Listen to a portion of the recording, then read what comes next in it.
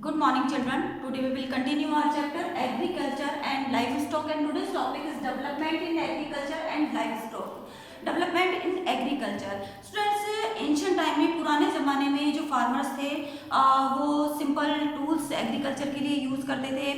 साथ ही एग्रीकल्चर में एनिमल्स का यूज़ करते थे। सिंपल टूल्स में प्लव यानी हल, सिकल, हंसियाँ और जो स्पेड जिसे फावड़ा हम कहते हैं, ये चीज़ें, ये जो टूल्स हैं वो एग्रीकल्चर में या फिर फार्मिंग में यूज़ करते थे। साथ ही जो इरिगेशन का काम है, सिंचाई का काम भी मैनुअली ही करते थे, हाथों से ही करते थे।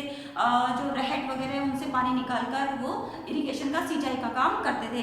लेकिन आज का जो मॉडर्न टाइम है उसमें जो फार्मिंग का एग्रीकल्चर सेक्टर है, जो फार्मिंग है, उसके तरीकों में बहुत चेंज हो गया, बहुत सारा परिवर्तन हो चुका है। फार्मर्स जो मॉडर्न मशीन्स है वो एग्रीकल्चर में यूज़ करने लगे हैं।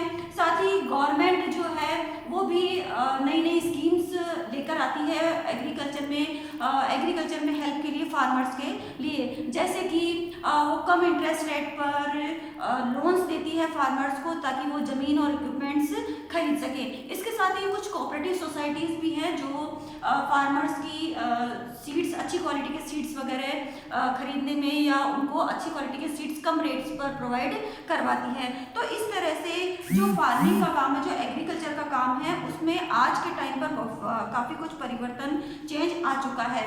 इसके साथ ही फार्मर्स की हेल्प करने के लिए और एग्रीकल्चर में जो नई नई टेक्नोलॉजीज आ रही है उनको किस तरह से यूज़ किया जाता है, इन सब के लिए गवर्नमेंट फार्मर्स के लिए वर्कशॉप्स भी कंडक्ट करती है, कुछ कार्यशालाएं भी आयोजित करती है जिनमें फार्मर्स को नई नई टेक्निक्स को यूज़ करना, जो पेस्टिसाइड्स, इंसेक्टिसाइड्स आते हैं उनको यूज़ करना, हाई यील्डिंग सीड्स जो होते हैं, अधिक उपज पैदा करने वाले जो सीड्स हैं उनको यूज़ करना भी सिखाती है।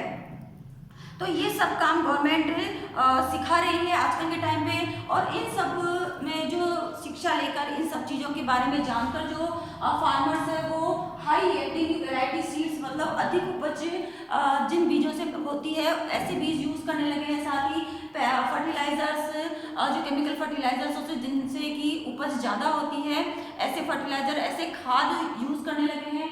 और इसके साथ इंसेक्टिसाइड्स और पेस्टिसाइड्स। इंसेक्टिसाइड्स का मतलब जो छोटे मोटे कीट होते हैं उनको मारने के लिए कीटनाशक जो होते हैं उन्हें इंसेक्टिसाइड्स कहा जाता है। उनको किस तरह से और कितनी मात्रा में जो क्रॉप्स है उन पे डाला जाए, उन पे छिड़का जाए, ये सभी चीज़ें आप आजकल यूज़ करने लगे हैं फार्मर्स।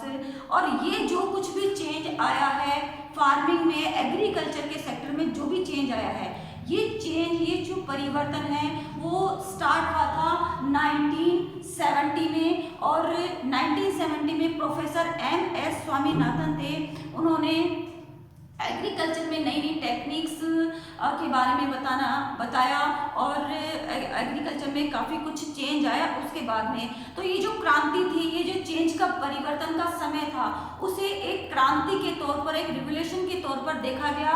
और 1970 में MS स्वामीनाथन द्वारा एग्रीकल्चर के सेक्टर में जो भी परिवर्तन, जो भी क्रांति लाई, उसे हम ग्रीन रेवोल्यूशन के नाम से जानते हैं, हरित क्रांति के नाम से जानते हैं। और प्रोफेसर MS स्वामीनाथन को फादर ऑफ ग्रीन रेवोल्यूशन भी कहा जाता है, क्योंकि सबसे पहले हरित क्रांति या एग्रीकल्चर के सेक्टर में जो भी डेवलपमेंट स्टार्ट हुए वो इन्होंने ही स्टार्ट किए थे इंडिया के अंदर। नेक्स्ट हमारा टॉपिक है लाइवस्टॉक। लाइवस्टॉक, जैसे मैंने आपको बताया था, इंडिया की पशु संपदा। लाइवस्टॉक का मीन्स है इसमें डोमेस्टिकेटेड एनिमल्स को एनिमल्स को इंक्लूड किया गया है। इट मीन्स वो एनिमल्स जिन्हें हम पालते हैं, जिनके प्रोडक्ट्स को सेल करते हैं, और कैमल कार्ट या फिर एग्रीकल्चर में भी इनका यूज़ लिया जाता है, इन्हें लाइवस्टॉक कहा जाता है। इनमें cows, buffaloes, goats, oxen, camel, sheep, horses, donkeys and mules होता है जिन्हें हम खच्चर कहते हैं। तो इन सभी एनिमल्स को इंक्लूड किया गया है। साथ ही ये यूज़फुल है बहुत सारे कामों के लिए, इंसान के लिए, और सर्व अस मैनी डिफरेंट वेज, और बहुत सारे कामों में इंसान की हेल्प भी करते हैं। जैसे कि कैटल्स है, कैटल्स मिल्क देते हैं और साथ ही उनके मिल्क से काफ़ी सारे मिल्क प्रोडक्ट भी बनाए जाते हैं, जैसे कि घी, बटर, चीज़, कर्ड, ये सारी चीज़ें जो हमारी फूड का एक इम्पोर्टेंट पार्ट है, ये भी मिल्क प्रोडक्ट से बनाए जाते हैं। साथ ही बुल्स और ऑक्सन ऑक्सन, बुल कहा जाता है, सांड ऑक्सन होते हैं बैल, इनको फार्मिंग के काम में यूज़ लिया जाता है।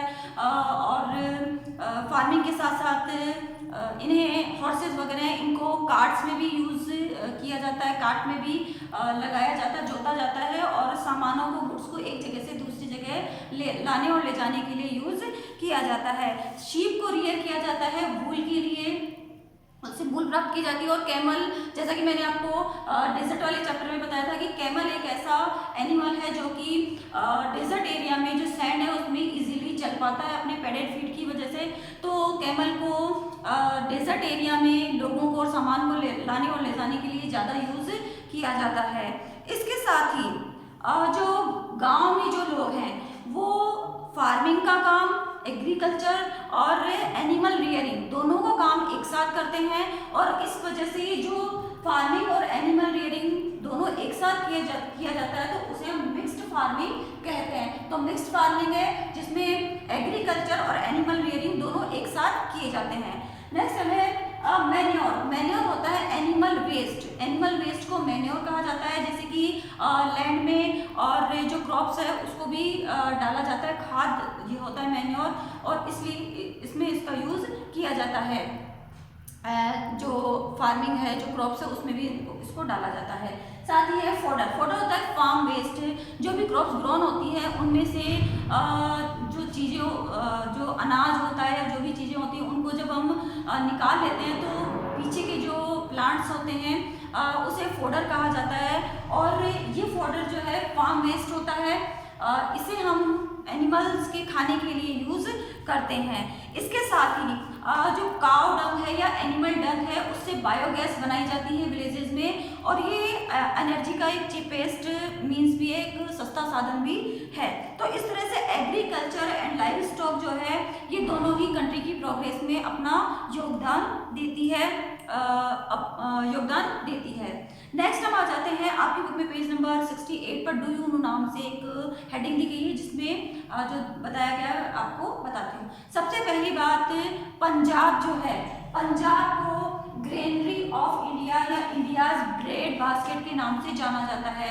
Granary of India it means वहाँ पर बहुत सारी क्रॉप्स ग्रोन की जाती है, क्रॉप्स बहुत बड़े पैमाने पर ग्रोन की जाती है। ब्रेड बास्केट भी इसका मतलब बहुत तरह की क्रॉप्स यहाँ पे ग्रोन की जाती है, जिसमें पंजाब जो है सबसे बड़ा प्रोड्यूसर है राइस का। राइस का सबसे बड़ा प्रोड्यूसर इंडिया में पंजाब है, और second biggest producer of rice है आंध्र प्रदेश। इसके साथ ही Karnataka largest producer of coffee है, सबसे ज़्यादा कॉफ़ी इंडिया में कर्नाटका में प्रोड्यूस की जाती है। केरला में सबसे ज़्यादा स्पाइसेस यानी मसाले प्रोड्यूस किए जाते हैं, तो इंडिया का सबसे बड़ा बिगेस्ट या लार्जेस्ट प्रोड्यूसर ऑफ स्पाइसेस है केरला। इसके साथ ही हम राजस्थान की बात करें तो राजस्थान में leading producer of edible oil. Edible oil का मतलब है खाने लायक जो तेल होता है, खाने वाला जो तेल होता है, इसका लीडिंग प्रोड्यूसर है। और इंडिया का लीडिंग यानी सबसे बड़ा प्रोड्यूसर है खाने के तेल का राजस्थान। इसके साथ ही सेकेंड लार्जेस्ट प्रोड्यूसर है राजस्थान ऑयल सीड्स का। ऑयल सीड्स जो है मतलब जिन सीड्स से ऑयल निकाला जाता है, जैसे कि मस्टर्ड है, सेसमे है, सेसमे सीड्स हैं, तो ये सब सीड्स में भी सेकंड लार्जेस्ट प्रोड्यूसर है राजस्थान। इसके साथ ही बिगेस्ट वूल प्रोड्यूसिंग स्टेट भी है इंडिया का। राजस्थान में सबसे ज़्यादा वूल प्रोड्यूस की जाती है पूरे इंडिया में। नेक्स्ट अब आ जाते हैं इंडिया पे। तो इंडिया जो है वो वर्ल्ड में लार्जेस्ट प्रोड्यूसर है। कुछ ऐसी चीज़ें हैं जो वर्ल्ड में सबसे ज़्यादा इंडिया में ही प्रोड्यूस की जाती है। तो इंडिया वर्ल्ड का लार्जेस्ट प्रोड्यूसर किन किन चीज़ों में है? सबसे पहले है मिल्क, कैश्यू नट्स, काजू, कोकोनट, टी, जिंजर, अदरक, टर्मरिक मीन्स हल्दी, ब्लैक पेपर यानी काली मिर्च। इन सब चीज़ों में इंडिया जो है वर्ल्ड का लार्जेस्ट प्रोड्यूसर है। साथ ही वर्ल्ड के सबसे ज़्यादा लार्जेस्ट कैटल पॉपुलेशन भी इंडिया में ही है। सो आई होप स्टूडेंट्स आपको डेवलपमेंट इन एग्रीकल्चर, इसमें ग्रीन रेवोल्यूशन समझ में, ग्रीन रेवोल्यूशन जो है, इसके साथ ही लाइव स्टॉक और डू यू नो में जो पॉइंट्स आपको दिए हैं वो अच्छी तरह से समझ में आ गए होंगे। If you have any problem then you can ask me. Okay students, now good day.